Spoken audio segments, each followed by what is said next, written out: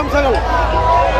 ഓണം ഫെസ്റ്റിന് വന്ന എല്ലാവർക്കും മാവേലിയുടെയും ചാനൽ ലൈവിന്റെയും ഓണാശംസകൾ. ഓണം ഫെസ്റ്റിൽ തയ്യാറാക്കിയിരിക്കുന്ന അമ്യൂസ്മെന്റ് പാർക്കിൽ മാവേലിയും വട്ടം കറങ്ങി. ചാനൽ ലൈവിനൊപ്പമാണ് ചെമ്മന്തൂർ പ്രൈവറ്റ് ബസ് സ്റ്റേഷനിൽ ഒരുക്കിയിട്ടുള്ള ഓണം ഫെസ്റ്റിൽ മാവേലി എത്തിയത്.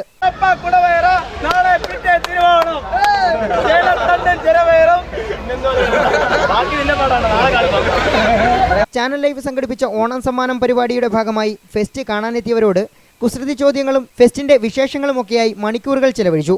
ചോദ്യത്തിന് ഉത്തരം നൽകുകയും പാട്ടുകൾ പാടുകയും ഒക്കെ ചെയ്തവർക്ക് മാവേലി ഓണസമ്മാനവും നൽകി.